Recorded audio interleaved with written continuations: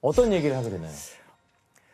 얘기를 본격적으로 하기 전에요. 네. 먼저 사진 한 장을 보고 얘기를 좀 시작해 볼까요? 네. 이거 뭐야? 아,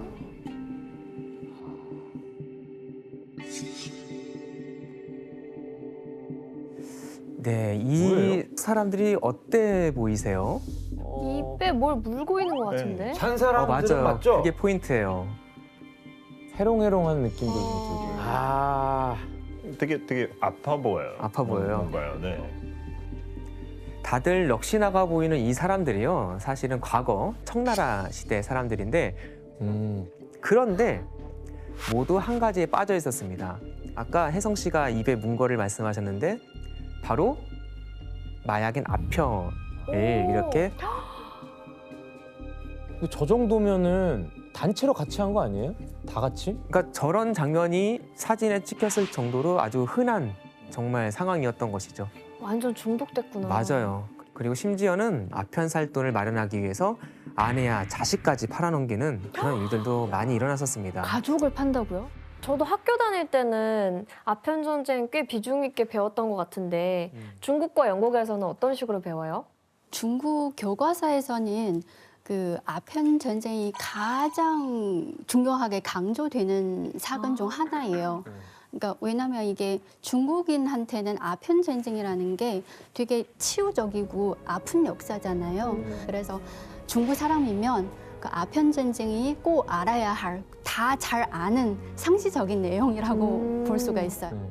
영국에서는 거의 그 역사 수업에 배우지 않아요. 저도 그 단어 자체를 안 가르쳐 주네. 이제 네. 커서 배웠어요. 자, 이렇게 또 다른 시각에서 얘기를 들어보니까 더 궁금해지는데 어디로 떠나게 되나요? 오늘 우리는 과거에 아편 전쟁이 시작된 곳, 그리고 아편으로 인한 고통이 가장 극심했던 곳, 바로 거기가 우리의 여행지입니다.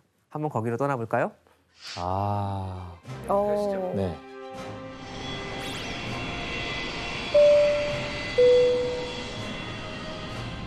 本次航班的目的地是中国南部对外贸易中心、千年历史文化名城广州。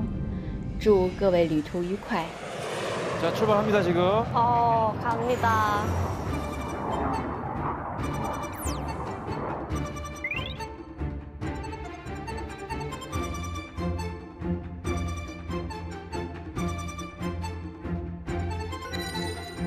여기 약간 한강 느낌인데요? 진짜 원래 도시는 다 화려하네요. 강 주변으로 이렇게 만들어집니다.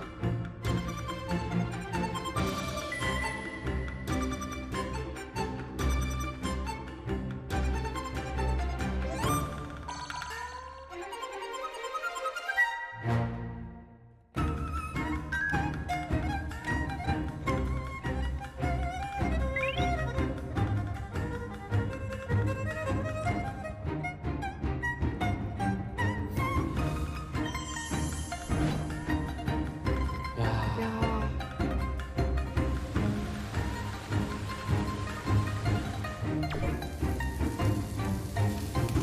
창권, 창권. 우와. 저건 진짜 맛있겠다. 아, 맛있죠. 저 야들야들한 피. 뭐야? 오리? 북경오리? 베이징도인가? 돼지인데? 통돼지구이? 거루주. 우와. 와, 돼지 통으로 그냥. 와. 아, 스케일이 뭐 역시 중국은 남다릅니다. 야. 지도를 한번 보실까요? 바로 여기가 광저우 바로 옆에 이제 광저우에서 주강이 흘러나가는데 그 끝에 홍콩이 자리를 잡고 있죠. 네. 자, 동혜영 씨, 광저우가 중국에서는 어떤 이미지의 도시죠? 그 중국 대도시 대표적인 대도시 하면 베이징, 상하이 그 사실 그 다음 세 번째로 큰 도시가 바로 광저우예요. 아, 세 번째예요? 세 번째예요. 네. 어. 그리고 광저우는 해상 실크로드로 불리는데 근데 중국 옛날부터 무역 중심지였고 지금도 중국 남조 지방에서 가장 최대 무역 도시예요. 2021년에 광저우 소재한 광동 성의 GDP가 1위를 차지를 했습니다. 네, 제일 커요 베이징도 경제당. 아니고요? 네. 두 분도 다녀오셨다면서요? 저희 슈퍼주니어 공연하면서 좀 가봤거든요. 광저우요? 광저우요. 근데 사실 도시 여행은 당연히 못했던 게 호텔에만 있다 보니까 호텔 공연장만 다녀보니까 그럼 안 간 거네요. 그래도 음식은 어땠어요, 음식? 룸 서비스만 먹어가지고 아, 그럼 뭐 안 가본 거예요. 호텔 어디 있었는데요? 예? 호텔은 어디 가셨는데요? 모르죠 그건 호텔. 호텔도 모르면서 뭔가 안 가본 거네요. 네, 하여튼 뭐 안 가본 걸로 우리가 결론을 내리고 그럼 광저우가 아편 전쟁의 시작 도시라고 하셨는데 선생님 아편 전쟁의 시작은 어떻게 되죠? 영제국 그리고 청제국 이렇게 대제국으로 불렸던 두 나라가 전쟁을 하게 되는데 그 이유는 무엇이었을까? 그 시작은 바로 차 한 잔 때문이었습니다. 먹는 차요? 네, 우리가 마시는 차.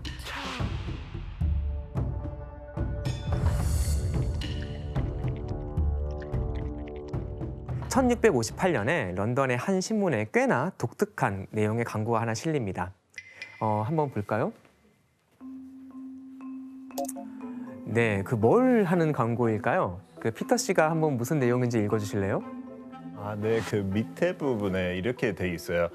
That excellent and by all physicians approved China drink, called by the Chinians cha, by other nations Tay, alias tea, is sold at the Sultan's Head Coffee House in Sweeting's Rent by the Royal Exchange, London. 이런 얘기예요. 약간 의사들이 의사들 네, 아, 맞아요. 의사들이? 약으로 썼나요? 당시 차는요 음료라기보단 동양에서 온 약간 매지컬한 되게 신비한 음료처럼 여겨졌었습니다. 그래서 가격도 정말 비쌌습니다. 당시 차 가격이요 1파운드 무게 3파운드 16실링의 가격이었는데요. 그때 커피 가격과 비교해봐도 6배에서 한 10배 정도에 팔렸을 정도로 너무 비싸지. 진짜 사치품이네. 사치품이죠. 이렇게 동양에서 온 비싸고 신비로운 약으로 여겼던 차가 여러 사람이 모여서 함께 즐기는 음료가 된 계기가 있습니다.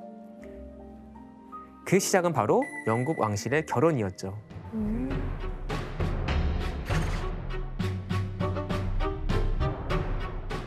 1662년 영국 국왕 찰스 2세가 포르투갈의 공주 브라간스의 캐서린과 결혼하면서 차를 먼저 접했던 그 캐서린 공주가 예물을 갖고 오면서 차를 대량으로 갖고 오게 된 겁니다. 예물로 차를 가져왔다는 거는 차가 그쵸. 진짜 고급스러운 그쵸. 선물이었다는 거네요. 예. 이후 왕비가 된 캐서린은 왕실의 각 거처를 윈저성 아니면 서머셋 하우스 차를 즐길 수 있는 예쁜 티룸으로 이렇게 꾸밉니다. 티. 그래서 여러 귀부인들을 초대해서 함께 차를 마셨습니다. 사치품을 좀 이렇게 소비하고 그걸 뽐내고 싶은 마음이 있던 귀족들에게 차가 말 그대로 요즘에 취저라고 그러잖아요. 취향 저격이었던 취저. 거죠. 그런데 이렇게 귀족들이 즐기던 차가 시간이 흐르면서 중간계층, 더 밑에 있는 노동계층까지 퍼지게 돼서 말 그대로 영국의 국민 음료가 됩니다. 차가 이렇게 대중화되는 데는 영국에서 시작된 한 역사적인 사건 때문입니다. 영국의 공장과 노동자 계층을 만들어낸 사건. 제 생각에 피터 씨는 잘 아실 것 같은데요? 그 산업혁명 아니겠어요? Industrial Revolution. 맞습니다. 네, 18세기 말부터 시작된 산업혁명이죠.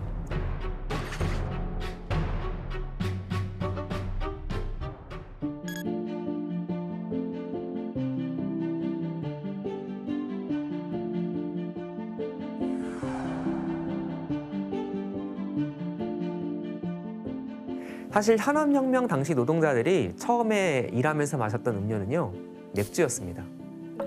약간 이해가 안 될 수도 있지만 영국뿐 아니라 유럽 많은 나라들의 수질이 아직 안 좋았기 때문에 수인성 질병에 많이 걸렸어요. 아, 콜레라 같은. 맞습니다. 네, 그래서 물 대신 맥주를 마셨어요. 아, 그러면 뭐 일하면서 신나겠네요. 그렇죠. 신나기도 하지만 이제 여러 가지 부작용도 생겼겠죠. 취하고 막. 맞아요. 그런데 항균 작용도 하고 카페인 덕분에 졸음도 방지해주는 차가 이 모든 문제를 해결해 준 거죠. 또 차가 여러 번 우려 마실 수도 있으니까 상당히 경제적이기도 했죠. 그래서 노동자 계급 사이에 차가 선풍적인 인기를 끕니다. 자, 이렇게 차는 누구나 즐기는 그야말로 영국 국민의 최애 음료가 됩니다. 자, 그렇다면 당시 영국인들이 차를 얼마나 좋아했는지 그래프를 통해 한번 오. 살펴보죠. 우와. 이 그래프를 보면요. 1700년 경에 아, 단위가 톤이네, 톤. 네, 맞습니다. 1700년에 40톤 정도였던 차 수입량이 100년이 지난 1790년에 이르면 약 9,300톤이 훨씬 넘게 와. 와. 수입을 하게 됩니다. 200배가 넘게 증가했네요. 맞아요. 정말 이 90년 정도의 짧은 시간에 차 수입이 이렇게 늘어난 거죠. 1790년의 경우 영국의 차 소비량은 7,300톤 정도인데 이걸 당시 영국 인구로 나눠보면 1인당 1년에 한 357잔 정도를 마셨다는 결과가 나옵니다. 와, 그러니까 매일 한 잔씩. 그러니까 거의 어. 거의 영국 사람들이 모두가 매일 하루에 한 잔은 차를 우와. 마셨다는 대단하다. 결과가 나오는 것이죠. 피터 씨, 영국 사람들 차를 얼마나 솔직히 좋아하세요?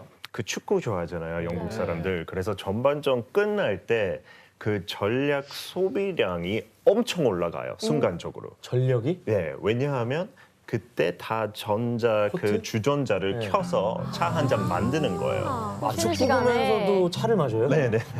뭐 드라마 인기 드라마도 네. 그 커머셜 광고 나올 때 그때도 팍 올라가요 그 양요. 그래서 영국 영어 중에 fancy a cup라고 해요. fancy는 뭘 원해요? 이렇게 물어보는 거예요 영국. cup는 cup of tea 줄여서. 그래서 cup of tea 마실래? 우리나라의 인사말로 밥 먹었니? 하는 것처럼 차 네, 마셨니? 맞아요. 하는 그렇죠. 거네요. 약간 영국에서 한 잔 할래? 근데 그거는 술 아니고 영국에는 차예요? 차예요. 네, 그 정도로 인기 많아요. 자, 이렇게 영국인들의 차 소비량이 폭발적으로 늘어나는데 이것이 예상치 못한 위기를 초래하게 됩니다. 위기가 온다고요? 영국인들이 차를 많이 마시는 게 왜 문제가 됐을까요? 아, 너무 쉽죠. 차가 저 당시엔 비쌌잖아요. 근데 하도 저렇게 많이 수입을 해서 먹다 보니까 나라에 돈이 텅텅 비게 되는 거예요. 그래서 금전적으로 굉장히 문제가 됐을 겁니다. 제가 오랜만에 나오니까 그 사이에 정말 많이 역사적인 마인드가 생기신 것 같아요. 지원 씨는 어떻게 생각하세요? 같게 생각합니다. 지원 씨는 눈치가 더 이렇게 많이 드신 것 같아요. 아니 근데 다 뭐 장학 퀴즈 나왔어? 아니 누가 몰라서 안 맞추냐고. 또 아는 게 나오게 신나가지고. 그래서 차- 자국에서 차가 안 세레머니 해야죠, 나니까. 세레머니. 맞아요. 네. 자, 영국이 춥잖아요. 그리고 비도 많이 내리고 그래서 사실은 영국은 차가 나기가 좋은 땅이 아니죠. 차를 영국에서 직접 생산할 수가 없으니까 전량 수입을 해왔기 때문입니다. 야, 그럼 무역 적자가 어마어마하겠는데요? 그렇죠. 그것도 대부분의 차를 한 나라에서 독점적으로 수입을 하게 됩니다. 중국이겠죠? 중국, 그러니까 당시 청나라죠. 청나라에서 이렇게 많은 차를 수입해왔는데 영국도 청나라에 그럼 좀 뭔가를 이렇게 좀 팔아야지 수지 타산이 맞고 이익이 상쇄가 되잖아요. 그런데 현실은 그렇지 않았습니다. 정말 큰 무역 적자를 보는 상황이 초래됐고 그 상황이 오랫동안 지속됩니다.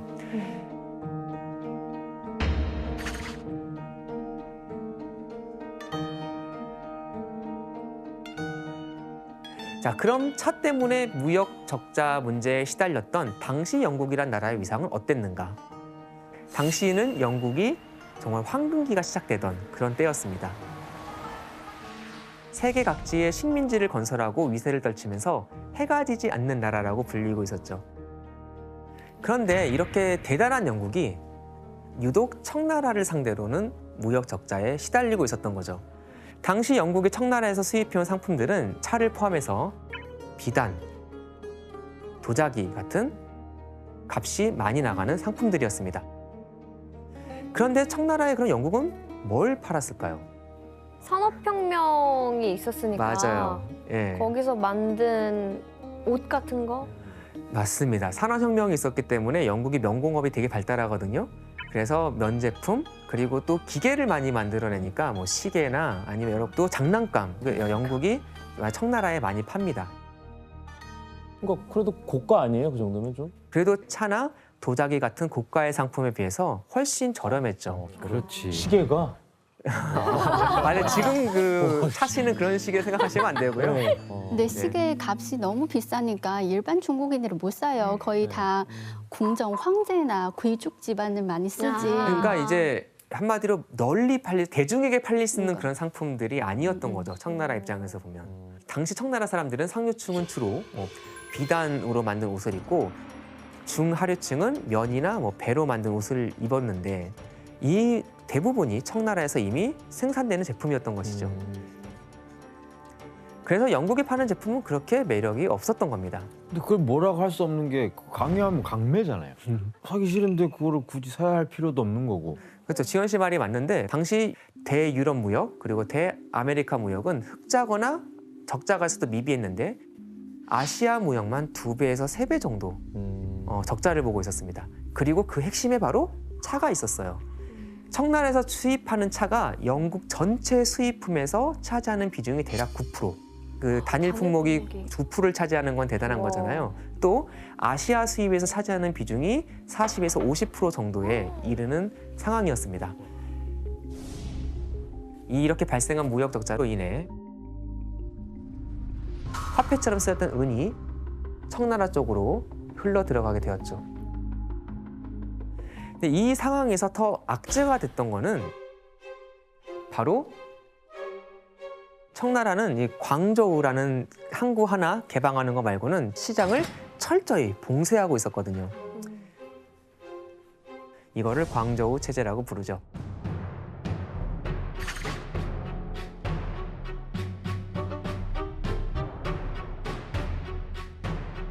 영국은 점점 이때쯤이면 자유무역의 중요한 무역의 원리로 자리 잡혀가고 있었는데요.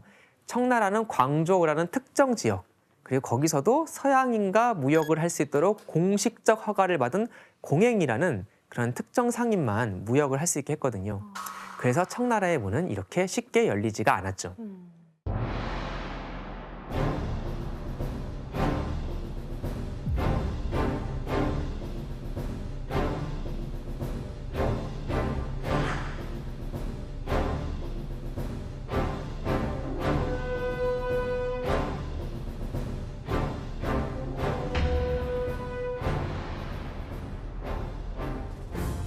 사실 그동안 영국은 청나라의 무역을 위해 여러 차례 문을 계속해서 똑똑똑 두드리고 있었습니다. 그 시작은 1792년 9월이었습니다. 영국의 국왕 조지 3세가 청나라에 사절단을 파견합니다. 당시 단장은 외교관인 조지 맥카트니였고 맥카트니예요? 네. 아, 그 비틀즈의 맥카트니 말고 예. 네, 참 청나라까지의 길은 멀었습니다. 이들은 출발 후 거의 1년이 지나서 1793년 8월에나 베이징에 도착하게 되죠. 근데 여기서 이 긴 여정이 끝나면 모르겠는데 해필이면 이때 황제가 열하라는 지역으로 맞아. 피서를 가 있었어요. 그래서 또 한 달이나 만리장성을 넘어서 어렵게 이 지역에 도착을 하게 됩니다. 드디어 이제 청나라 황제를 만나나 보다 했는데 관문이 하나가 더 남아 있었던 겁니다. 여기서 첫 번째 문제를 한번 내볼게요. 아, 또 맞출 것 같은데. 아, 자꾸 맞히면 저도 좀... 자, 청나라가 영국 사절단에게 요구한 이것이 문제가 돼서 황제를 바로 만날 수 없었다. 무엇이었을까요?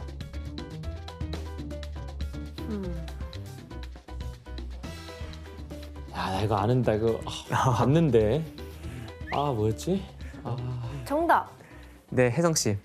황제를 만나기 전에 돈을 어느 정도 내야 된다. 아, 조공을 좀 바쳐야 황제를 만날 수 있다. 그쵸. 라고 했는데 그걸 거절한 거 아닐까요?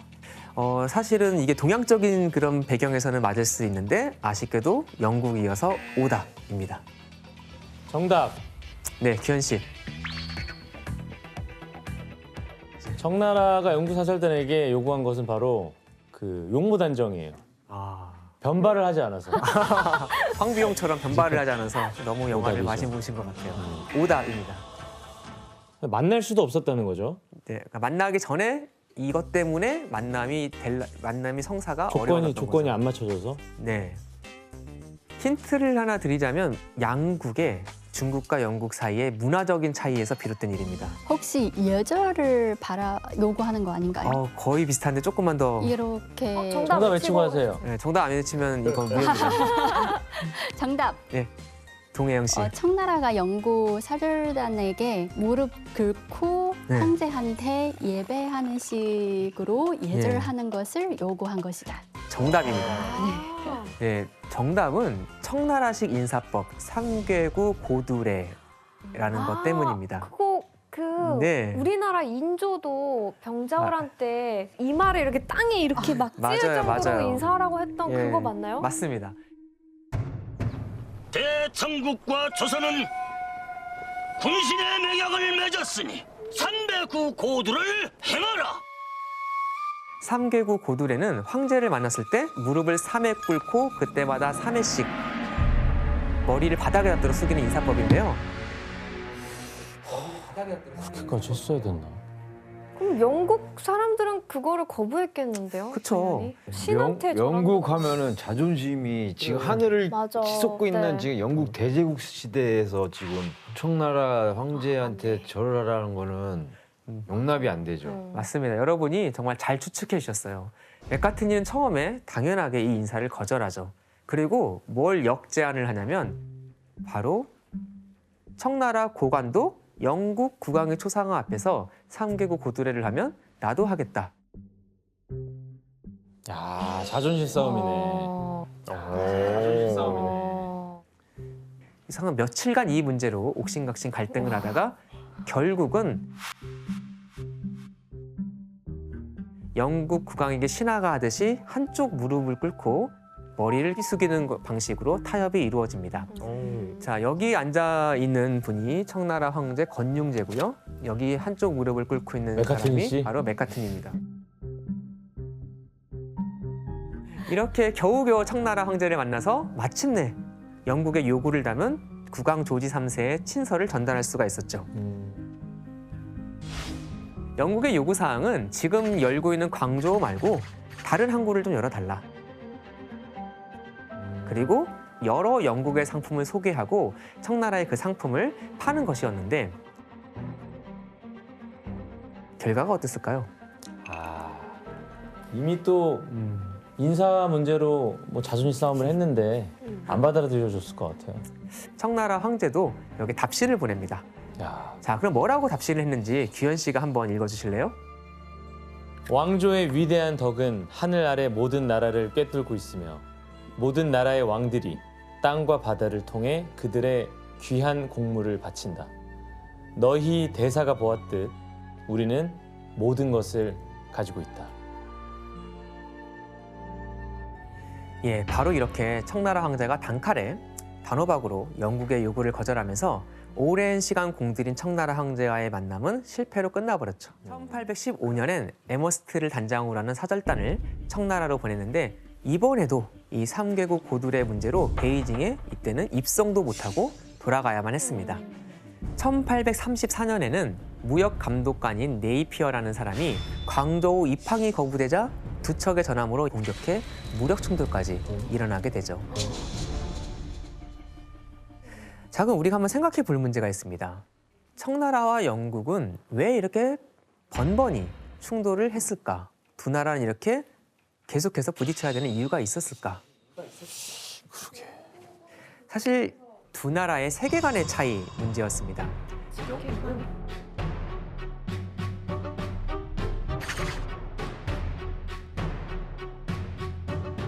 영국은 국제사회가 동등한 주권 국가로 이루어져 있다고 생각을 했습니다.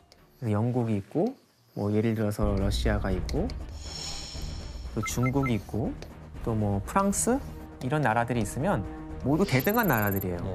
그래서 이런 대등한 관계를 전제로 무역을 하려 했지만 청나라가 보기에는 이제 세계의 중심에는 이제 청나라, 중국이 있고 그리고 그 옆에 마치 태양 주변으로 위성이 돌듯이 여러 국가들이 존재하는 거죠. 즉 조공국들이 있는 거죠. 조공국들.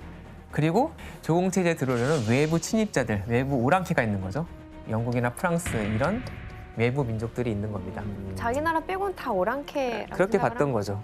그렇기 때문에 이제 영국을 조공 무역을 요청하러 이민족으로 보았기 때문에 외교 관계를 맺거나 또 나라의 문을 열려고 하지 않았던 거죠.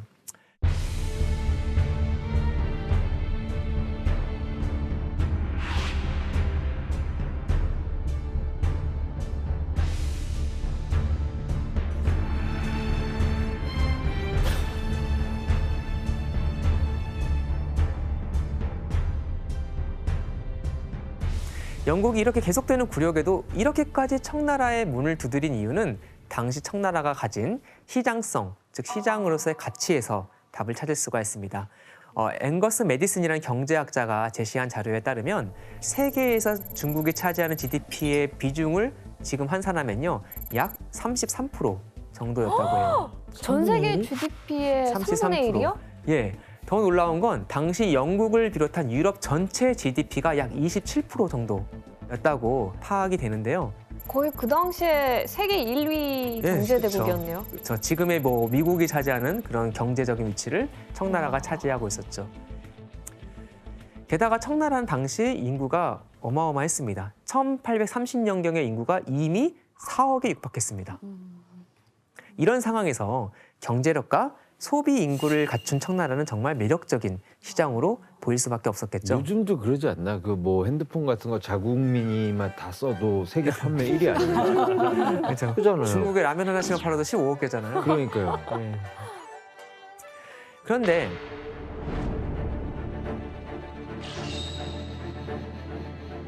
당시 영국은 산업혁명 성공 이후에 면공업이 발달해 있었고 면직물의 수출이 아주 절실했어요. 그런데 이렇게 제한적으로 무역을 하니까 당연히 영국과 청나라의 거래량도 적었겠죠. 그런 상황에서 영국이 또 파는 것도 별로 없었잖아요. 그리고 차 수입량은 계속해서 늘어나고 그래서 난간에 빠지게 됩니다. 이 문제를 해결하기 위해 영국이 생각해낸 해결책이 바로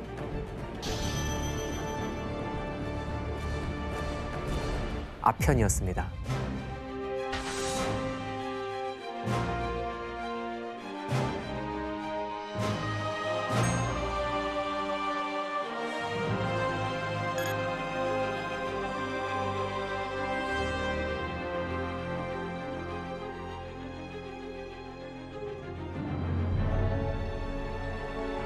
아편을 수출한 거예요? 네.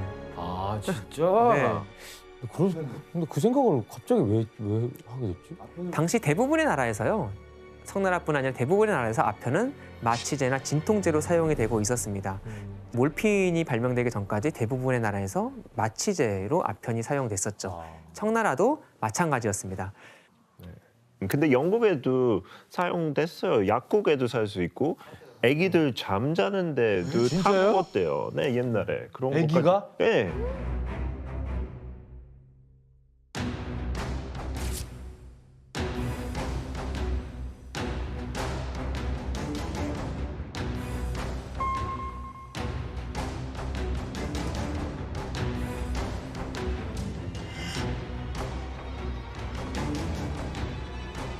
그러다가 18세기가 되면은 소수의 특권층 사이에서 구하고 쓸 수 있는 쾌락을 위한 사치품으로 그 용도가 바뀌게 되죠. 그래서 특히 황실과 상류층 사이에서 아편이 아주 인기를 끌게 되는데요. 그래서 아편이 좀 이미지가 바뀌어요. 좀 여유 있고 교양 있는 사람의 상징처럼 여겨지게 되는 거죠. 와. 그래서 만약에 어떤 고관의 집에, 귀족의 집에, 아니면 좀 높은 사람의 집에 초대를 받는다. 제일 먼저 차와 함께 아편을 대접하기도 했죠. 와. 그런 상황이 되어버립니다. 대접이었구나. 사실 영국이 처음부터 이 무역에 관심이 있었던 건 아니고요. 당시 처음에 청나라에 수입된 아편은 지금의 인도네시아의 그 자바섬이라고 있습니다.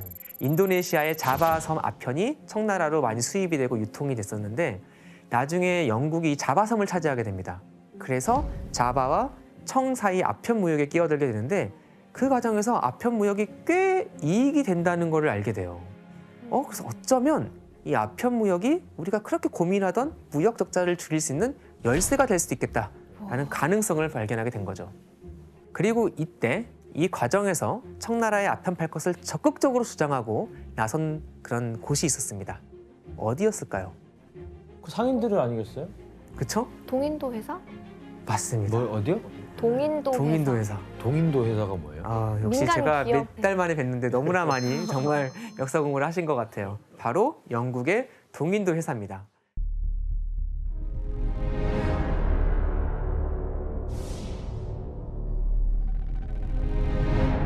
동인도 회사는요, 1600년에 영국이 인도를 중심으로 아시아 무역을 독점할 수 있도록 국왕이 인가를 내준 무역 회사였습니다.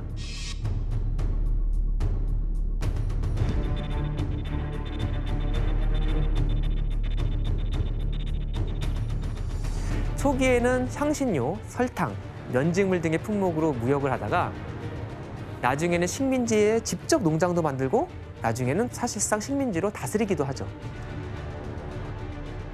사실 회사지만 영국이 거대한 제국을 건설하는데 동인도 회사가 정말 거의 큰 공을 세웠다고 할 수가 있겠죠.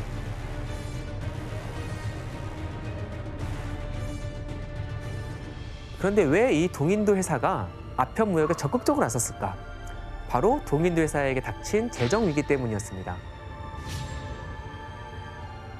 동인도 회사가 인도를 정복하는 전쟁을 치르는데 이 정복 전쟁 과정 속에서 엄청난 부채를 지게 되거든요. 그래서 청나라에 무역을 해서 이익을 내서 이 부채를 충당하려 한 거죠.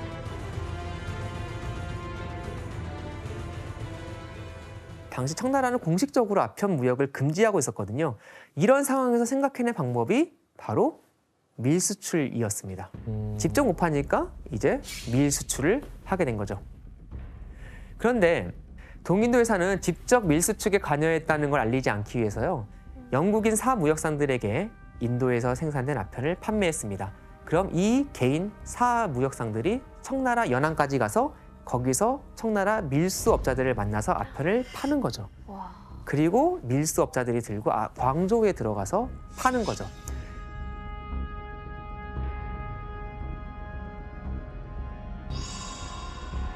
당시 인도 파트라에는 아편을 대량 생산할 수 있는 공장이 있었습니다.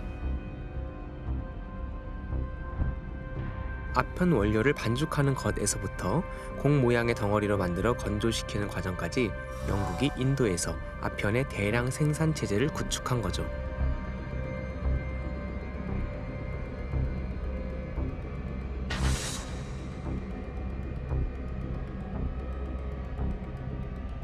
그러니까 영국이 춥잖아요. 위도도 높이 있고 네. 비도 많이 오고, 그래서 아편도 나지 않았어요. 그러니까 인도에서 나는 아편을 청나라에 수출을 한 거죠. 와.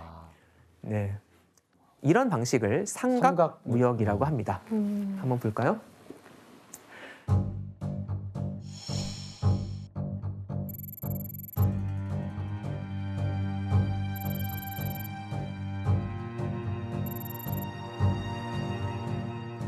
이전에 청나라와 영국이 교역을 할 때는요, 직접 교역을 할 때 청나라는 영국에 차, 도자기, 비단을 수출했고 화폐처럼 쓰였던 은이 청나라 쪽으로 흘러 들어가게 되었죠.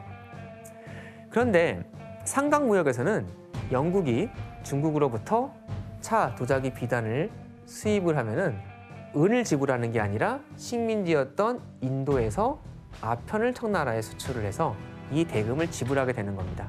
그리고 말씀드렸듯이 아편이 많이 팔렸다고 했잖아요. 여기서 흑자를 보는 만큼 결국 청나라의 은이 이제는 영국으로, 거꾸로 청나라의 은이 영국으로 오게 되는 거죠.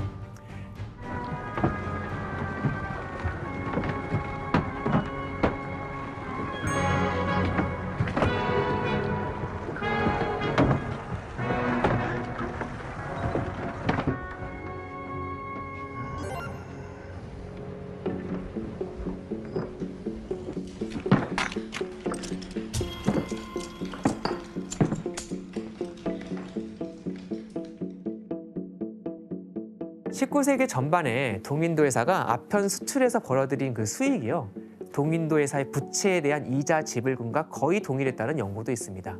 이것만 봐도 동인도 회사가 아편 무역에 왜 그렇게 열심히였는지 우리가 알 수 있겠죠. 자, 청나라에 몰래 아편을 팔았던 영국의 모습을 풍자한 그림이 있습니다. 한번 볼까요? 네.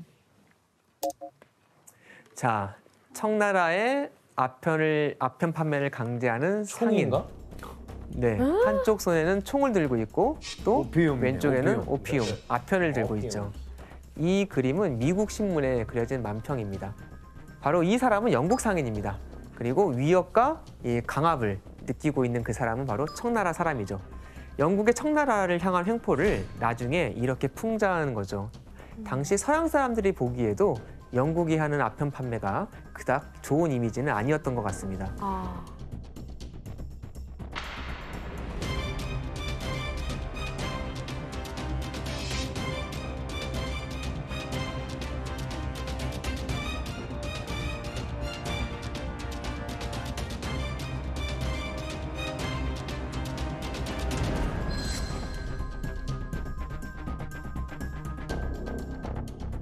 자, 그럼 이런 방식으로 당시 얼마나 많은 아편이 청나라로 수입됐는지 한번 그래프를 보겠습니다. 야, 톤이야 이것도. 자, 18세기 중엽까지만 해도요, 청나라로 수출된 아편의 양이 그렇게 많지는 않았습니다. 그러다가 1776년부터 아편 수출이 아주 급증하게 되죠. 이런 추세는 계속해서 더 강화되어서요, 청나라의 무역 흑자가 감소하기 시작했고 나중에는 적자로 바뀌게 되죠. 청나라가 당시 수입했던 물품의 약 57% 정도가 아편이었습니다. 절반 이상이 아편인 거네요. 그렇죠. 아편 하나로 청나라가 열리지 않았던 그 문을 영국은 열고 있었던 거죠. 자, 그럼 이런 방식으로 오랜 시간 차 수입으로 인해서 엄청난 적자에 시달렸던 영국은 결국 이렇게 무역 적자 문제를 바로 아편으로 해결을 했던 거죠.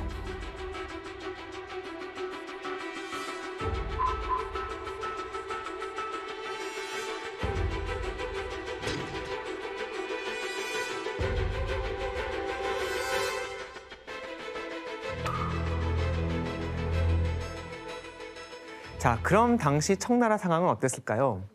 청나라는 나라 전체가 아편에 잠식당하면서 서민들의 삶이 참 피폐해져 갔습니다. 그 참상이 사진으로 남아 있는데 한번 볼까요?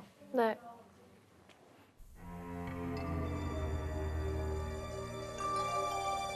자, 사진 속 모습이 어때 보이세요? 근데 왜 이렇게 마른 근데 왜 거예요? 말라요, 진짜? 저기는 막 그냥 땅바닥 길거리에 누워 있는 거 아닌가요? 네, 그러니까 노숙하듯이. 아편굴이라는 게 원래는 상점 같은 거였는데 나중에 워낙 이제 많이 퍼지니까 길거리에 그냥 누워서 아편도 팔고 하고 그렇게 된 거죠.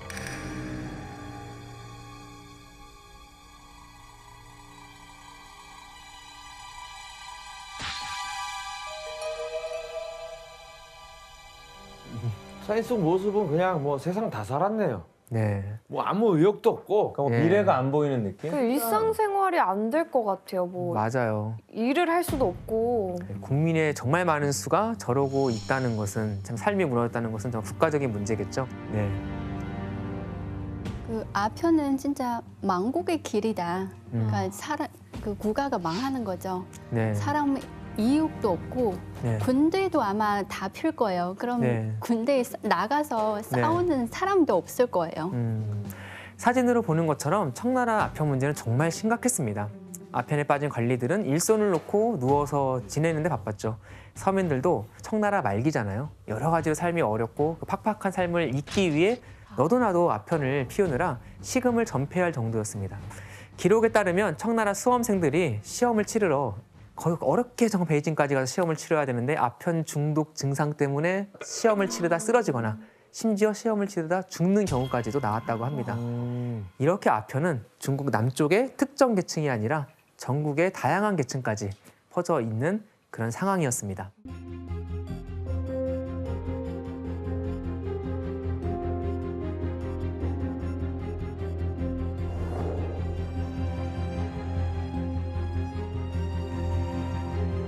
중독이 얼마나 심각했는지 그 보여주는 당시의 기록화가 있거든요. 이름이 수성 12경이라고 하고요.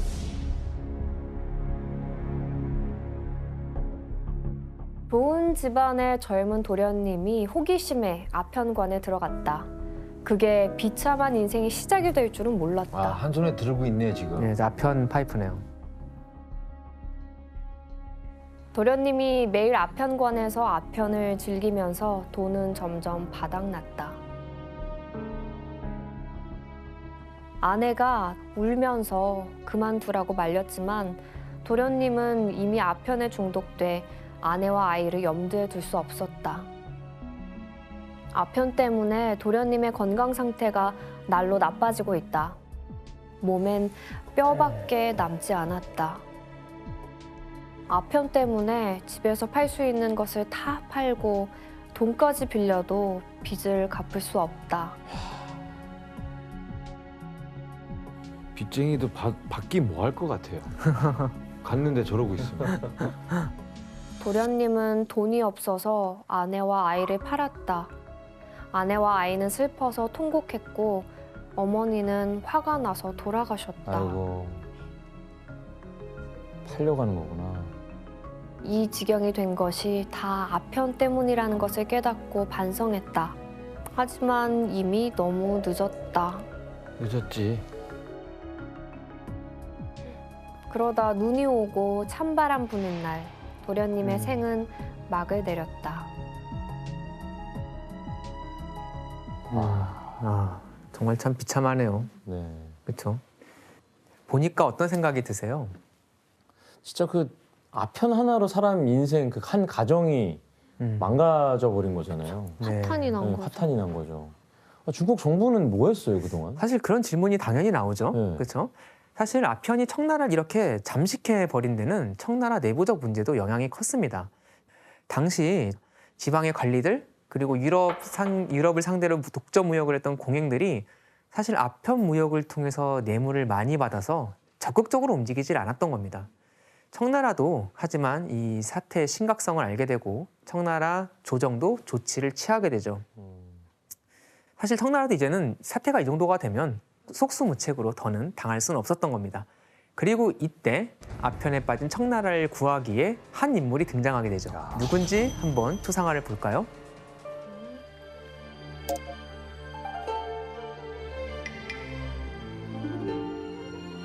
동명 씨는 아시죠? 네. 그 임칙서 그 중국 발음으로 린저슈라고 하는데요. 이분이 중국이 그 서양 선진의 어떤 문물나 새로운 지식을 우리가 받아들여야 한다고 주장을 하면서 세계로 시야를 넓혀야 한다고 이렇게 외친 최초의 중국인 깨어 있으신 분이네요. 그렇죠. 예.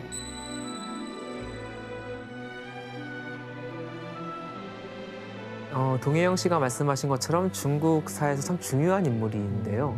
이렇게 중요한 인물인 임칙서가 아편 문제에 대해서는 어떤 입장을 취했을까요? 당시 청나라 조정안에요. 아편 합법화 주장이 제기가 됐었습니다. 그러니까 아편 금지령을 오래 했는데 사실 결과적으로 관리들의 부정부패만 조장하고 밀무역만 증가하니 차라리 합법화해서 정부가 전면적으로 관리하는 게 낫다는 거죠. 세금도 걷고. 맞아요. 그렇게 되면 결국 국가 세수도 증가하게 될 거라는 주장이었습니다. 물론 여기 반대되는 입장도 있습니다. 법이 지켜지지 않는다고 법률을 폐지하는 게 말이 되냐라는 금지론자들도 있었죠. 이때 임칙서라는 인물이 황제에게 상소문을 올린 거죠. 이 상소문에서 임칙서가 제시한 해결책이 두 가지였습니다. 첫 번째는 도덕적인 치료입니다. 아편 중독자들은 도덕적으로 병든 사람이다. 그러니까 국가가 요양원을 만들어서 이들을 치료해야 된다라는 거죠. 국가가 나서야 된다는 거네요. 그렇죠. 그리고 두 번째는 이제 악의 근원을 차단해야겠죠. 아편 공급을 차단해 아편 판매상들을 아주 강력하게 단속할 것을 주장했는데 여기에는 서양 밀무역자들까지 포함해서 단속해야 된다는 주장이 들어갑니다. 황제는 임칙서의 의견이 꽤 실효성이 있다고 생각을 했고요. 그래서 임칙서를 흠차 대신으로 임명해서 광저우로 보냈던 것이죠.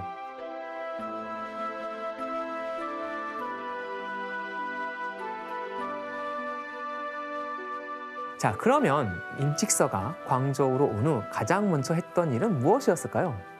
아편을 다 압수해요. 때려잡아야죠. 때려잡아야 되죠. 그래서 그가 보기에 아편 무역에 가장 책임이 있는 사람한테 먼저 편지를 보냅니다. 여기서 문제를 내겠습니다. 문제를 내겠습니다. 또 맞출 것 같은데.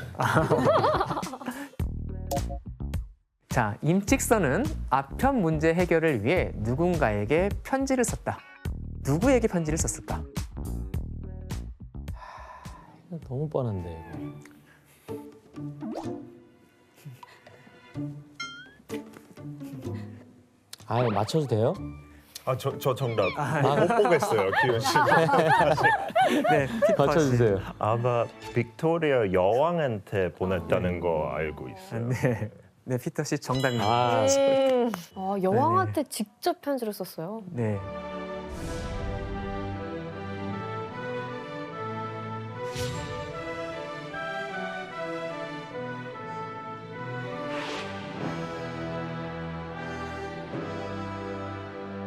당신네 배는 청나라의 큰 이익을 보러 옵니다. 이 이익은 청나라 백성들로부터 나옵니다.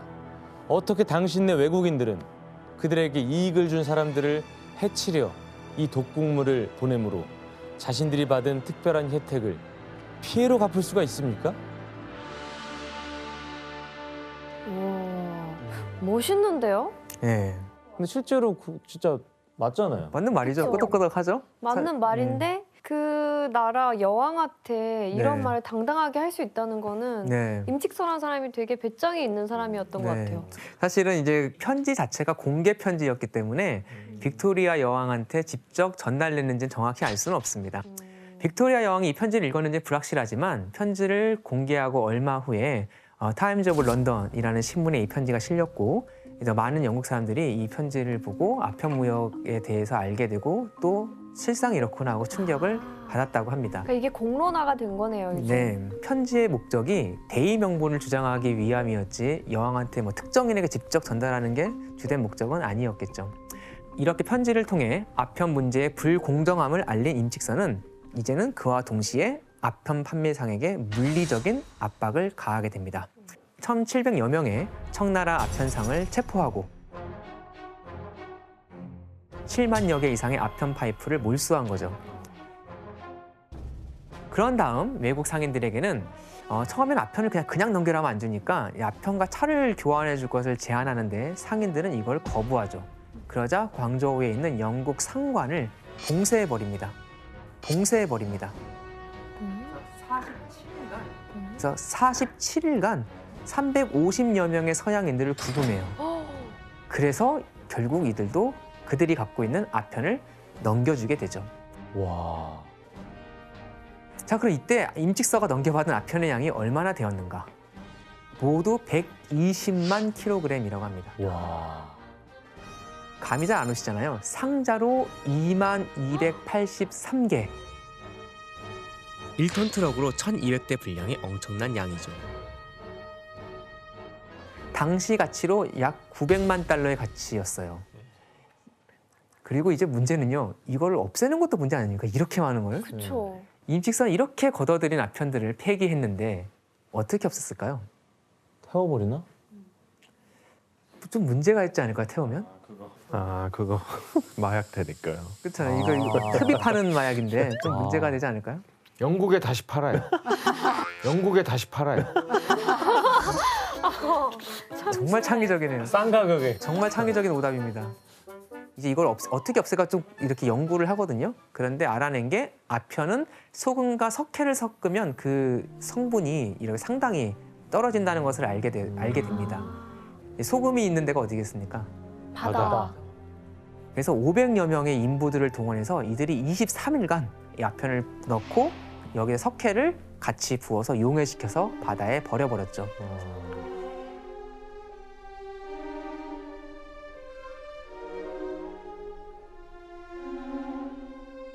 임직서의 강경함은 여기서 끝나지 않았습니다. 더 나아가서 모든 청나라 관리와 외국 상인들에게 서약서를 요구합니다. 자, 서약서 약간 의아하잖아요. 여러분 임직서라면 뭘 요구하겠습니까? 뭐 더 이상 팔지 말라 이거 아니야? 앞으로 몰래 팔다 걸리면 거였어요. 사형이야. 네, 혜성 씨 정답입니다. 네. 이거 맞아요? 예, 그 정도는 해야지 진짜 말을 듣겠죠. 그러니까 당연히 팔지 말라는 서약인데 앞으로 아편 거래를 절대 하지 않을 것이고 이를 어긴다면 사형을 당한다는 내용이었습니다. 이건 사실 청나라에 들어왔으면 외국인도 청나라 법을 따르게 만들겠다는 뜻이기도 했죠. 자, 그러면 이쯤에서 영국 측의 반응이 궁금해지잖아요. 반발이 심했겠는데요? 당연히 그랬겠죠.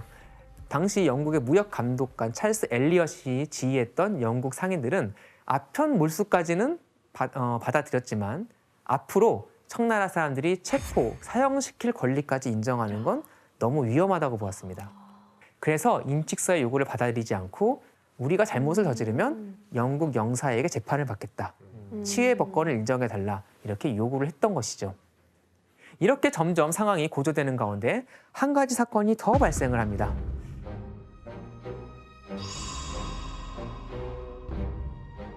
술에 취했던 영국 선원들이 어떤 어촌에 가서 청나라 농부를 살해하는 사건이 일어난 겁니다. 사실 이게 외교적으로 당연히 문제가 되겠죠. 그래서 엘리엇이 재빠르게 영국 선원 2명을 체포하고 그리고 피해자 가족에게 배상을 해주겠다고 제안을 합니다. 그런데 임칙서는 이거를 거부해요. 임칙서는 범인의 인도를 요구합니다. 그리고 배상만으로 안 되죠. 그렇죠. 하지만 이에 대해서 엘리엇은 영국 시민을 이렇게 쉽게 내어줄 수 없다면서 거부 의사를 밝혔고 이렇게 사태는 점점 악화되어 갔습니다. 얼핏 보면 양국 관리들의 팽팽한 기싸움 같아 보이기도 하지만 사실 이 두 국가의 충돌, 두 사람의 충돌은 영국과 청나라, 양국의 세계관 그리고 국제 질서 간의 충돌이기도 합니다. 그리고 이렇게 전혀 다른 원칙을 가진 두 국가 사이의 충돌은 점점 본격화되어 갑니다. 근데 교수님, 이 영국 국민들은 이 전쟁에 찬성을 했나요? 사실 그렇잖아요. 우리도 양심이 있다면 이거 대놓고 찬성하기는 어렵잖아요. 그렇죠. 사실 상당수의 사람들이요. 영국이 아편 무역을 한다는 사실에 놀랬고 또 부끄러움도 느꼈어요. 그리고 반대하는 사람도 많았고 반대하는 여론도 꽤 높았습니다. 반면 해외 무역에서 영국의 이익을 보호해야 된다는 여론도 만만치가 않았죠. 결국 결정권을 행사한 곳은 영국 의회였습니다. 영국은 휘그당과 토리당에 의한 의회 정치가 자리 잡고 있었는데 자 그럼 당시 여당이었던 휘그의 주장은 어땠는지 규현 씨가 한번 읽어주실래요? 영국인들은 패배, 굴복, 치욕을 모르는 국가의 국민이며 국민을 위협하는 자에게 귀를 의심할 정도의 배상금을 받아온 국가의 국민입니다. 그들은 자신의 털 한 올이라도 상하게 하는 자는 반드시 처벌받게 된다는 것을 알고 있습니다. 그러니까 영국의 이익을 철저하게 보호해야 된다는 그런 의지가 들어가 있죠. 네. 그럼 반대로 야당에서는 어떻게 주장을 했을까요? 나는 이 전쟁이 얼마나 지속될지 말할 수 없지만 이것만은 확실히 말할 수 있습니다. 전쟁의 원인을 생각해 볼 때 이보다 더 부정한 전쟁이 있었단 것을, 이보다 이 나라를 불명예스럽게 만들 전쟁이 있었단 것을 저는 알지도 읽어본 적도 없습니다. 네. 그러니까 이런 전쟁이 있었다는 것을 난 들어본 적이 없다. 말들을 어렵게 쓰시네. 신사라 그래요, 신사라. 신사라 그래요. 사실 이게 영국의 운명, 더 나아가 청나라의 운명까지도 결정을 하게 되잖아요. 1840년 4월 하원에서 전쟁 여부를 묻는 투표가 진행이 됐고 결과는 271대 262. 얼마 차이가 안 단 났네요. 9표 차이로 결국 청나라의 영국군을 파견하는 것으로 결정이 됐습니다. 그래서 우리는 아편 전쟁으로 인해 그 운명이 완전히 바뀐 곳, 바로 홍콩으로 떠나볼 겁니다. 홍콩이구나.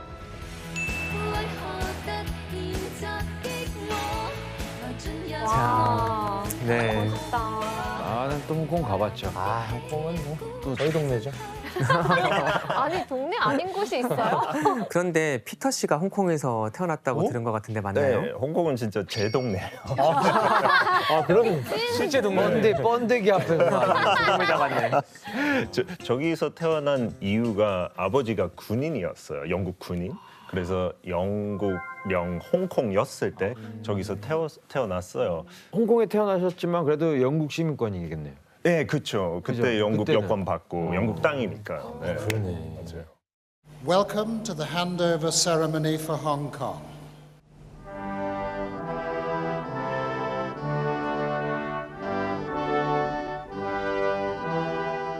대체 아편 전쟁 뒤에 왜 이런 결과가 찾아오게 됐을까요? 자, 세계 무역 시장을 주도하며 엄청난 위세를 떨치고 있었던 영국, 그리고 오랫동안 아시아 대륙을 지배한 최강의 나라로 두려움을 떨게 했던 청나라. 이 두 제국의 전쟁은 어떻게 진행이 되었을까? 1840년 6월 영국 함대 일진이 청나라 영해에 나타났습니다. 영국은 또 함대잖아요. 그쵸. 그래서 뭐 무턱대고 싸우진 않잖아요. 이제 요구를 합니다. 영국은 무역 중단과 아편 파괴로 초래된 손실 보상을 공식적으로 청나라 정부에 요구하지만 Yes or no? 大清官兵有死不降。 거절당했고 결국 그렇게 전쟁은 시작이 됩니다.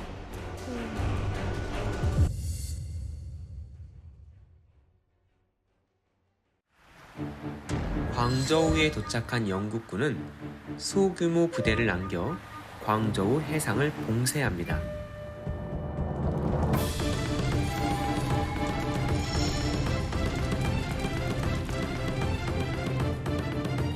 이 군대를 처음에는 이 양쯔강 하구의 저우산이라는 곳으로 보내서 저우산을 점령한 다음에 이곳에서 군대를 둘로 나눕니다. 일부 부대는 다시 주강 쪽으로 보내 주요 무역항인 광저우 지역을 확보하게 합니다. 그리고 주력 부대는 해안을 따라 북진해서 다구, 포구 앞까지 갔는데 이는 수도인 베이징에 큰 위협이 되었습니다. 순식간에 텐진까지 진격한 영국 원정 함대의 공격에 청나라는 어떻게 대응을 했을까요? 그래도 맞서 싸우지 않았을까요? 일단 청나라도 물론 결과적으로 싸우는데 영국도 처음에 뭔가 이제 기본적으로 뭘 요청하잖아요. 당시 영국 정부가 이 갈등을 일으킨 주범으로 누구를 보았겠습니까? 임칙서? 그렇죠.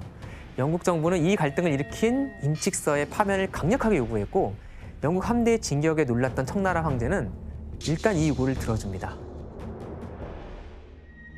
이 흥차 대신이 황제의 뜻을 제대로 이해하지 못해 적절한 조치를 취하는 데 실패했다라면서 임칙서를 파면하고 유배를 보내버리죠. 열심히 일했는데. 그런데 여기서 영국이 이걸 받아줘서 타협이 되면 좋은데 이런 대응만으로 전쟁이 쉽게 사라지진 않았습니다.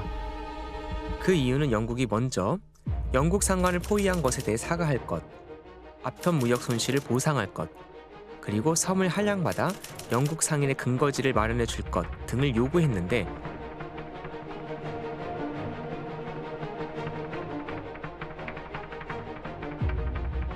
청 정부가 이를 거부했기 때문이죠. 결국 전쟁은 지속됐고 전쟁은 영국의 우세로 전개가 되었죠. 그리고 1841년 초에 인도로부터 이제 병력 보강이 이루어지는데요. 이때 나타났던 배가 바로 네메시스호입니다. 이 배의 출현이 아편 전쟁을 아주 드라마틱하게 만들거든요. 그럼 어떤 배였는지 한번 그림으로 확인해 볼까요? 네. 오, 이 그림. 네. 이 그림 아주 유명하죠. 사실 많이 아편 본 전쟁 것 하면은 같아요. 떠오르는 그런 그림 중 하나인데요. 청나라 정크선을 파괴하는 네메시스호를 보여주고 있는 그림입니다. 네메시스호는요, 아편 전쟁에서 처음 선보인 신상 철갑 증기 동력선이었습니다. 아, 예, 아니지 스팀. 맞아요, 스팀이라는 증기. 게 일단 사람이 이거 안 한다는 거 아니에요? 그럼요. 사실 이렇게 가지고 어떻게 청나라까지 왔겠어요. 그렇죠? 산업혁명을 통해서 만든 맞습니다. 거네요. 산업혁명의 결과물이기도 했죠. 그리스 신화 속의 복수의 여신인 네메시스에서 그 이름을 따온 배답게 네메시스호는 최강의 스펙을 자랑했습니다. 60마력짜리 증기 엔진 2대를 장착한 그런 동력선이었고 아, 빠르지. 선체 전부를 철갑으로 만든 전함이었죠. 배에는 2개의 거포와 6개의 중간 크기 대포가 장착되어 있었는데 네메시스호는 얕은 물가에서도 작전 수행이 가능했기 때문에 얕은 바다와 강 유역에서도 함선과 요새를 포격할 수 있었습니다.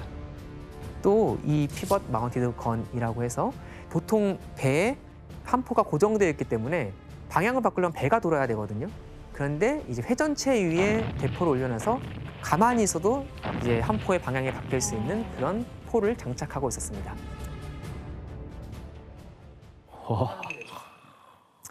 반면 청나라는 어땠을까? 저기 보이시는 것처럼 목재 범선인 정크선으로 힘겹게 영국을 상대했지만 도저히 상대가 되지 않았습니다.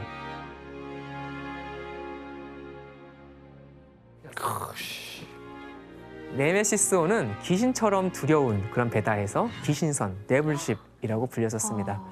이 한마디에 당시 중국인들이 느꼈던 충격 같은 게 드러나는 것 같아요. 이렇게 전쟁의 승기를 잡고 진격해 나가던 영국군은 1842년 6월에 상하이를 점령했고 7월 말에는 전장을 점령합니다. 바로 이 지역입니다. 전장은 이 대운하와 그리고 이 양쯔강이 만나는 교통의 요지입니다. 그래서 이 지역만큼은 사실 절대 뺏기면 안 돼요. 청나라도 그런 생각을 합니다. 이 지역만큼은 절대 뺏겨서는 안 된다는 생각에 대략 한 1,600명 정도의 청나라 군인 그리고 그 가족들까지 합세해서 결사항전을 하지만 그럼에도 전세가 영국 쪽으로 기울게 되고 청나라 군인들 중 상당수는 적에게 능욕당하지 않도록 가족들은 죽이고 자기는 자결을 하는 그런 방법을 택하게 됩니다. 이런 청나라 군대와 달리 영국군은 36명 정도가 전사한 것으로 알려져 있습니다.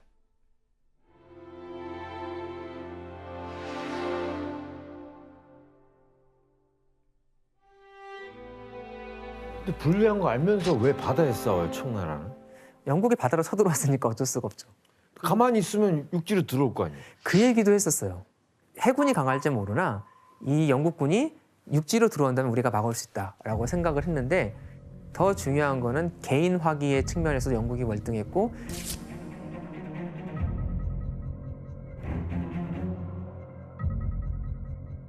또 이미 군사 전술이라는 것도 시간이 흐르면 발전하잖아요. 중국은 청나라는 아주 오래전부터 사용했던 그런 전술을 유지하고 있는 반면 영국은 많은 전쟁을 겪으면서 당시로서는 최고 수준의 전술을 가지고 있었죠. 이 전장 수비군의 괴멸 소식과 대운하 봉쇄 소식을 들은 청나라 황제는 더 이상 버틸 수 없다고 판단하게 됩니다. 결국 청나라 대표단이 영국 진영을 찾아가게 되고 양측 대표단은 몇 주간 협상을 하게 됩니다. 그 결과 1842년 8월 29일 역사적인 조약이 맺어지죠. 그것이 바로 난징 조약입니다. 난징.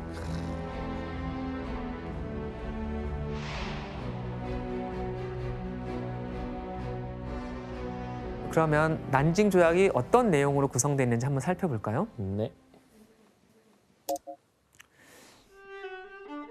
약간 요약을 한 내용입니다. 홍콩을 영국에 넘겨준다. 그리고 5개 항구를 개방한다. 그리고 개항한 항구에는 영국 영사를 주재시킨다. 청은 전쟁 배상금을 위해 영국에 총 2,100만 달러를 지불한다. 또 공행이 독점을 했었잖아요. 독점 무역을 폐지한다. 개항된 항구에는 양측이 합의한 고정 관세를 부과한다. 굉장히 일방적이네요. 일방적이죠. 사실 중국 입장에서는 정말 정상적인 상황이랑 받아들일 리가 없는 그런 내용들이죠. 난징 조약에서 영국의 핵심 목표는 2가지였습니다. 일단 광저우에서 공행이라는 상인과만 무역을 하는 광저우 제재를 깨트리려고 했죠. 사실 이것 때문에 영국이 그동안 참 무역의 제약도 많이 받고 적자를 면치 못했잖아요. 그래서 추가로 4개의 항구를 더 열고 그리고 공행의 독점 폐지를 요구합니다. 두 번째는 청나라가 조공 무역이 아닌 영국이 세운 국제 관행을 받아들일 걸 요구한 거죠. 그리고 이제 무엇보다 눈에 띄는 내용이 이제 홍콩 섬을 할양받았던 것인데 아까 네이피어라는 사람 기억나시나요? 그 1834년 무역 감독관으로 갔다가 그 무역 충돌을 일으켰던 그 네이피어. 그 사람이 돌아가는 길에 외무장관이었던 파머스턴에게 이런 보고서를 씁니다. 그러니까 무력을 기반으로 중국과 통상조약을 맺고 홍콩 반도의 일부를 차지해야 된다라고 주장을 했죠. 그러니까 이때 이 사람이 지나가면서 봐도 여기가 상당히 중요한 곳이네? 그런 생각을 했던 겁니다. 그러면 홍콩 섬이 지정학적으로 왜 중요했을까? 왜 홍콩을 달라고 했을까요? 그쪽 해역을 먹는 거죠. 뭔가 거점이었나요? 그렇죠. 중요한 지역이었으니까 달라고 했겠죠. 우선 홍콩섬은 중국 대륙과 동남아시아를 연결하는 관문인 동시에 태평양으로 가는 길목이기도 합니다. 거기다 주강 입구에 위치하고 있어 중국 내륙으로 진출도 쉬운 곳이었죠.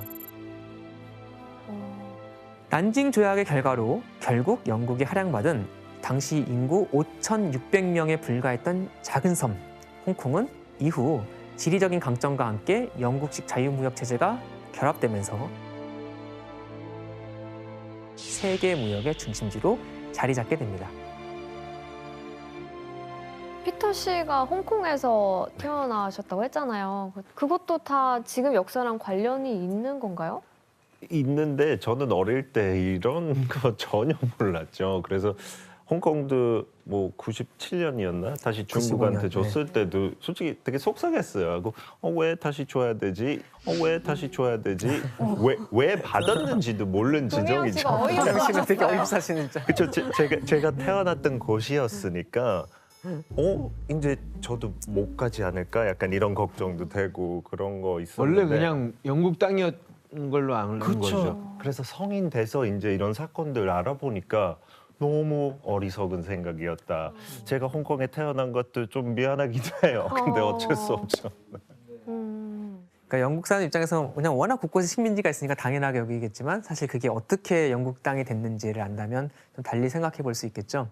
이렇게 난징 조약과 함께 아편 전쟁이 마무리되고 양국의 문제는 일단락된 것처럼 보였습니다.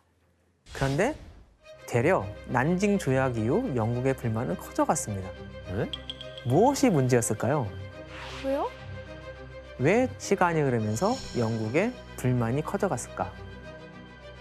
영국은 그 근본적인 원인이 난징 조약에 허용한 상업과 무역의 수준이 여전히 낮아서 제한된 무역을 할 수밖에 없기 때문이라고 생각을 했습니다. 그래서 청나라에 있었던 영국 상인들과 관리들은요, 기존의 5개 항구뿐 아니라 좀 더 넓은 지역의 청나라의 넓은 지역을 개방해 줄 것, 그리고 아편 무역을 합법화할 것을 요구했죠. 그리고 이를 위해서 영국 대사의 베이징 상주를 원했습니다. 그러니까 이런 문제를 해결하려면 청나라가 국제사회의 일원이 돼서 정상적인 외교를 해야 문제가 해결이 된다고 보았던 것이죠. 자, 이렇게 또 한 번 전쟁에 필요했던 영국에게 마침 그 빌미를 제공한 사건이 일어납니다. 1856년 10월 8일에 광저우 앞 바다에 정박하고 있던 범선 에로. 이 범선에 청나라 관원이 올라가서 청나라 선원 12명을 해적 혐의로 연행하는 일이 일어났죠.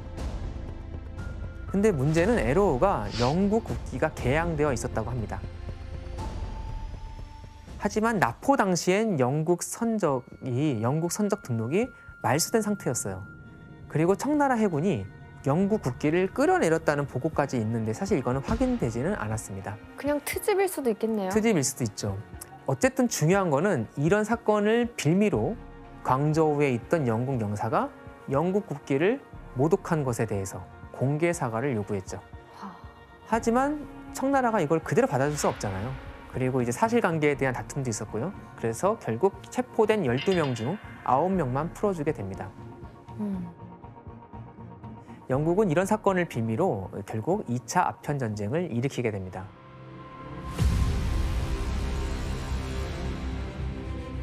이번 전쟁엔 1차 아편 전쟁과 다른 점이 한 가지가 있었습니다. 규현 씨 혹시 뭔지, 오늘 컨디션 좋으신데 혹시 뭔지 아실 수 있을까요? 다른 점이요? 네. 이번엔 1차에서 그 큰 이익을 못 봤기 때문에 아주 집요하게 진짜 막 수익을 극대화할 수 있는 전략을 짜갔겠죠. 네. 어떻게 하면 중국이 좀 더 압박을 받았을까요? 그건 지원이 형이 준비를 네. 했어요. 그럴 것 같습니다. 언제 준비를 했죠? 그러니까 혼자 가는 것보다 친구를 데려가면 더 압박을 받겠죠? 다른 나라도 끌어들이나요? 다른 나라를 끌어들입니다.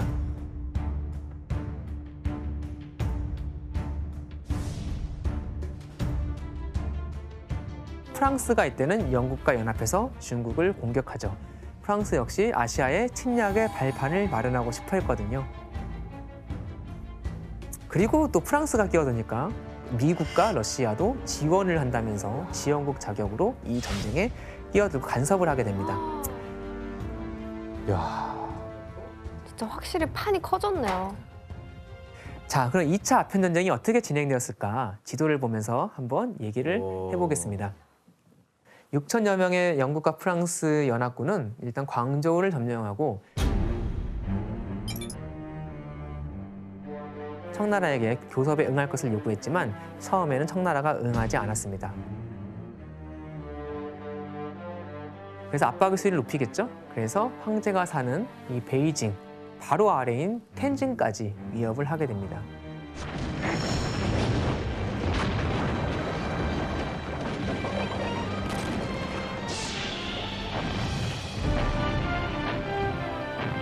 그리고 청나라도 이 텐진 위협받는 건 상당히 심각한 문제잖아요. 그래서 결국 굴복을 하게 됩니다. 그래서 1858년 6월에 텐진에서 텐진 조약이 맺어집니다.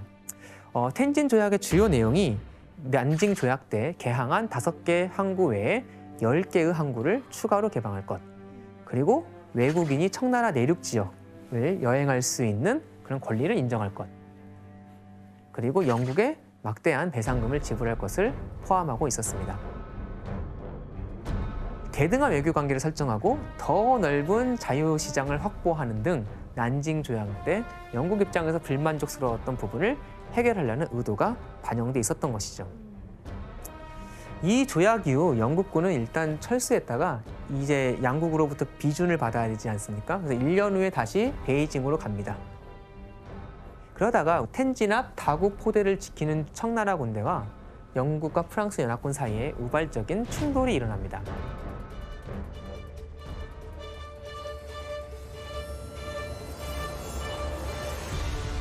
청나라는 텐진 조약 비준을 위해 찾아온 영국, 프랑스 연합군에게 외교사절만 병력을 거느리지 말고 군사 유세인 다구를 우회하여 베이징으로 갈 것을 요구하는데 연합군은 이를 거절합니다.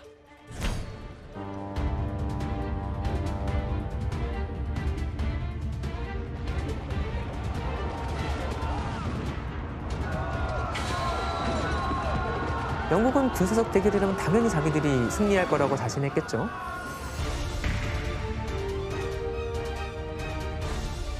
그런데 의외로 수백 명의 사상자를 내고 패배하게 됩니다.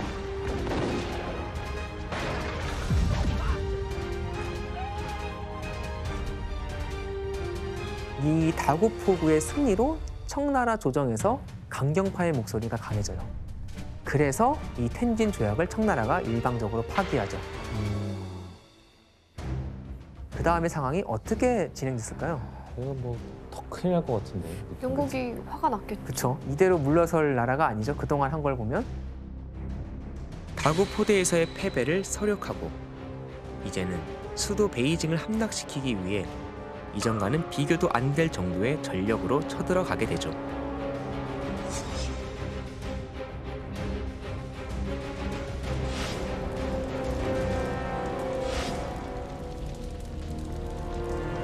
이후 베이징으로 가는 마지막 관문인 팔리교에서 5만의 청나라 군대와 맞닥뜨리게 됩니다.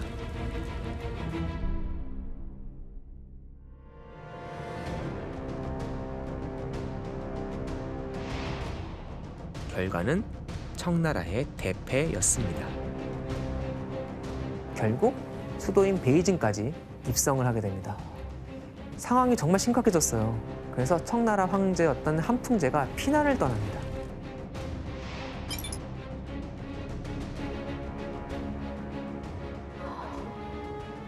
황제가 없는 베이징에 도착한 연합군은 황제의 여름 궁전인 원명원까지 파괴하는 상황까지 치닫게 되었죠.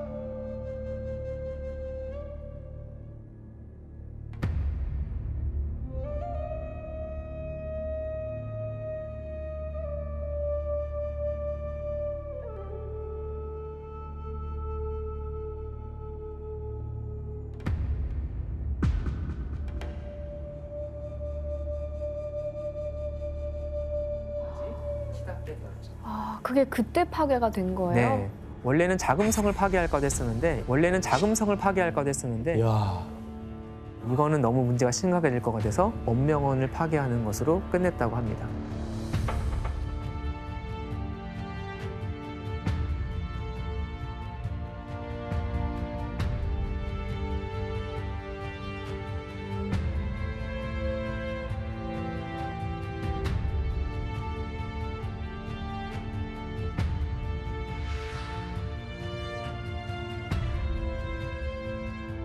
결국 1860년 베이징 협정이 이루어집니다.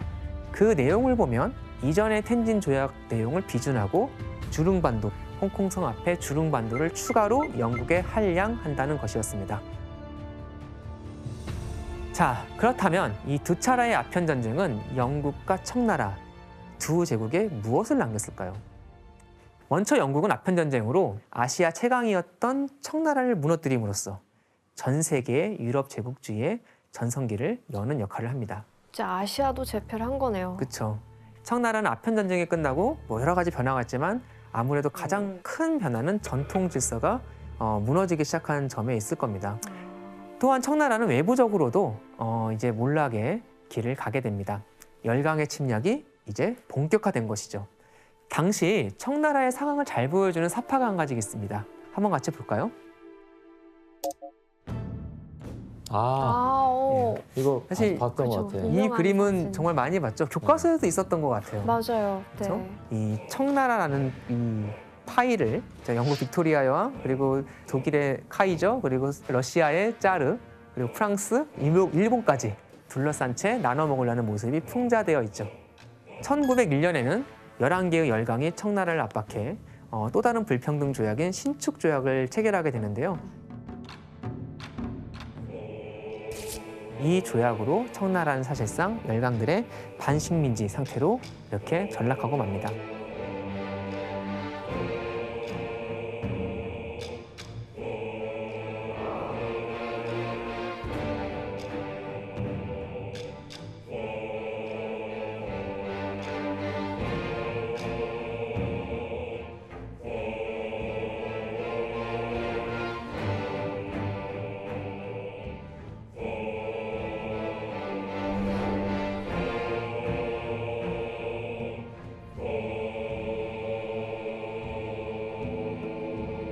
이후 서구 제국주의 국가들이 자국의 이익을 위해서라면 얼마든지 명분 없는 침략과 약탈을 저지르게 되는데 그 중요한 선례로 작용하게 됩니다.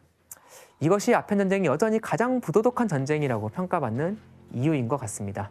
영국이 저지른 아편 전쟁은 우리에게 냉혹한 국제 질서가 어떻게 만들어지는지를 분명히 보여줍니다. 그리고 동시에 청 제국이 보였던 반응은 새로운 국제 질서에 뒤처지지 않기 위해서 변화를 두려워하기보다는 과감하게 새로운 패러다임을 만드는 데 노력할 필요가 있다는 것도 알려주는 것 같습니다. 무역 때문에 다 이렇게 된 거잖아요. 어떻게 보면 중국이 그런 거 싫어했는데 강제로 해는 거 너무 안타까운 것 같아요. 그냥 싫으면 그냥 내비둬야 되지 않을까요?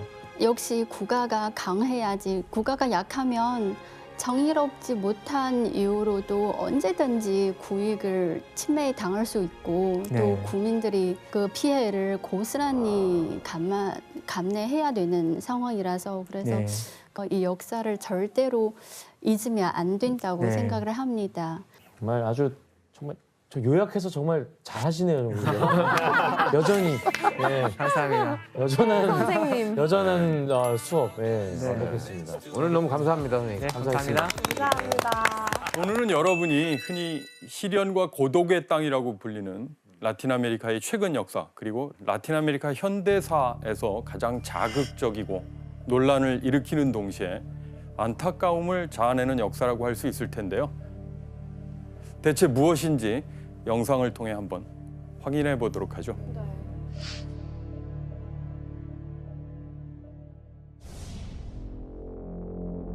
필라델피아. 뭐야? 뭐지? 왜 그랬죠? 뭐야? 좀비야? 몸이 안 좋으신 것 같은데? 에?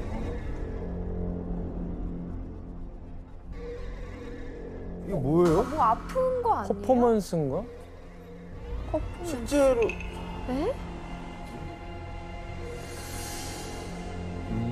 진짜 심각하다. 왜 저렇게 멈춰 있죠? 이거는 좀 뭐야? 남낭 특집이야? 뭐야? 에?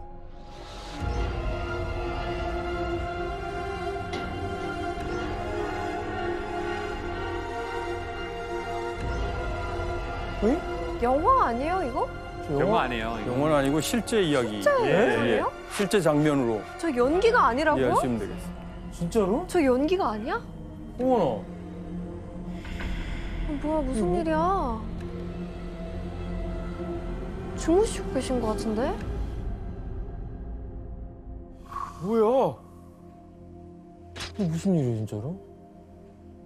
뭔가 후유증 같은 느낌인데? 금병이나 뭐. 아니 근데 그 병이 있으면 보통 집에 있잖아요. 근데 갑자기 길 가다가 멈춰서 저렇게 아니, 그러니까 누워있는 게 아니라 맞아요. 서 있는 게. 이해가 저 안 가네요. 정도면은 거리를 다니면 안 되는 상태 같은데 제가 맞아요. 볼 때. 그렇죠. 예. 병원에 있을 법한 분들이 지금 길거리를 행보하고 있는 거잖아요. 네, 매우 심각한 상태인 듯 보이는데요. 마치 좀비 영화에서나 볼 법한 맞아요. 장면이 도심 한복판에서 벌어지고 있는 셈인데 사실 이 사람들에게는 공통점이 있다고 합니다.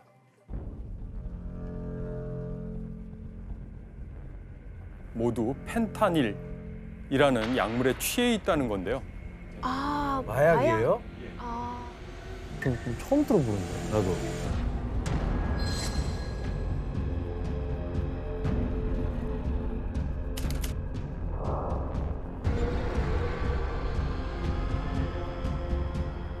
(2020년과 2021년에) 교통사고, 총기 사고 등을 제치고 코로나 감염을 빼면 미국인 사망 1위의 원인으로 등극했을 정도랍니다.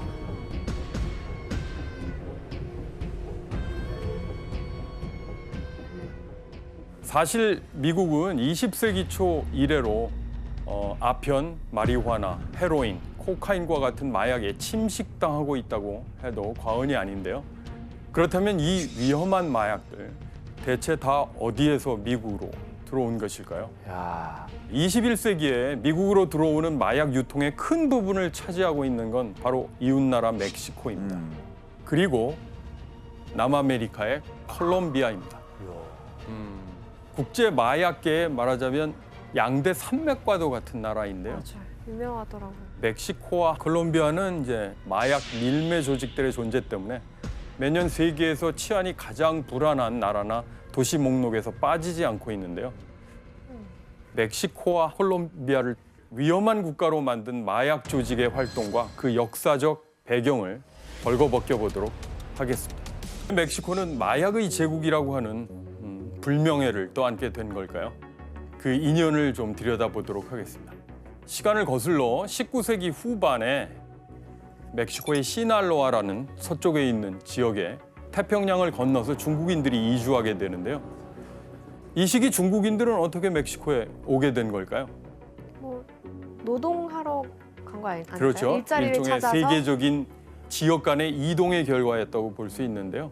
중국인들은 19세기 후반, 그러니까 이른 세계화 시대에 태평양을 건너 미국 캘리포니아에서부터 멕시코의 서부 해안지대, 페루의 친차섬까지 이렇게 여러 곳으로 이주했고요.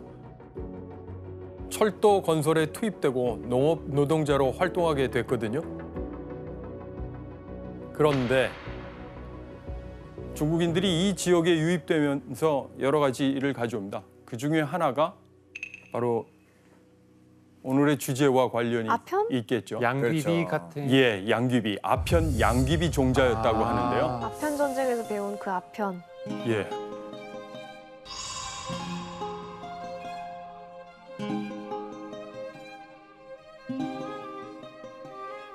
오늘날 멕시코 마약의 역사는 중국인들이 가져온 아편 양귀비 종자에서 시작됐다고 할 수 있습니다. 이렇게 멕시코에서 19세기 말부터 아편이나 마리화나가 재배됐는데요. 그러면서 이런 노래 가사까지 나올 정도였다고 합니다. 크리스티안 씨, 네. 네, 라쿠칼라차 노래 잘 알고 계시죠? 그럼요. 예. 혹시 앞부분만 살짝 너무 잘 들려주실래요?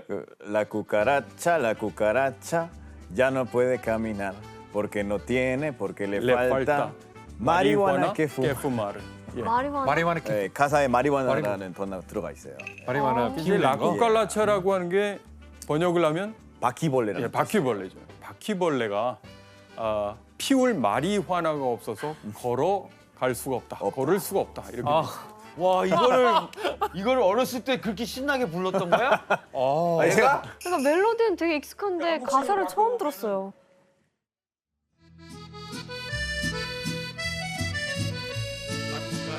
La cucaracha ya no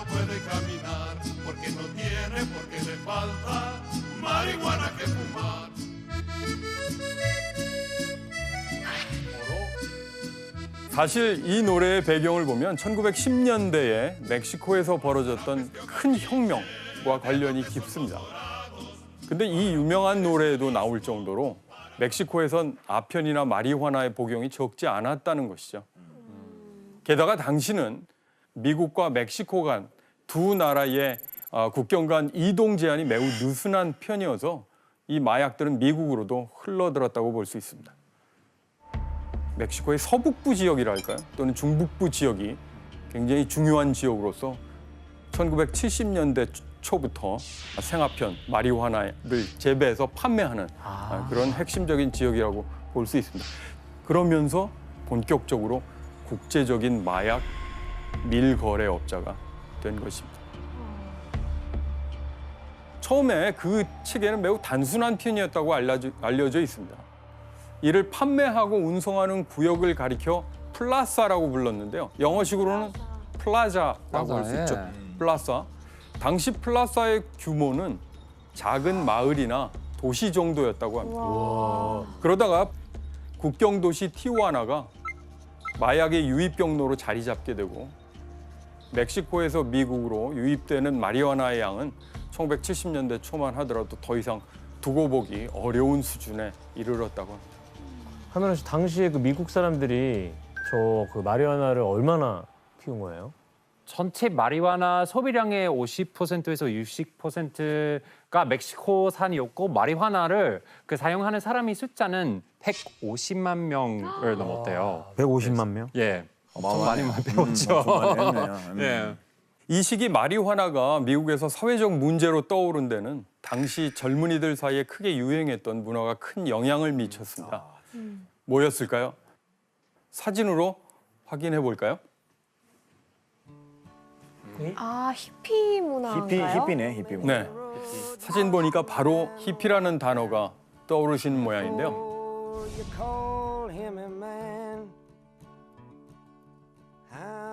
히피 문화하면 대표적으로 떠오르는 게 자유로운 복장, 또 평화를 상징하는 꽃, 기성 질서에 대한 도전 또는 전쟁 반대, 그리고 마리화나였습니다. 맞아요. 당시 젊은이들은 너도나도 마리화나를 많이 복용을 했는데요. 그런데 당시에 마리화나뿐 아니라 다른 마약 복용도 이제 점점 심각해지고 있었는데요. 그리고 그 문제는 당시 미국이 여전히 치르고 있었던 역사적인 전쟁, 베트남 전쟁과도 연관이 있습니다.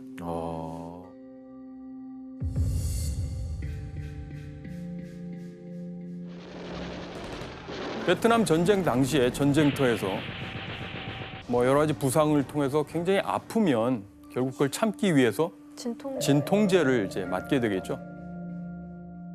그런 마약성 진통제에 익숙해져 있던 참전 군인들이 미국으로 돌아와서도 그 마약을 끊지 못했던 것이죠. 그래서 사회적인 문제가 커졌던 것인데요. A congressional report has estimated that 10 to 15% of American servicemen in Indochina are heroin addicts.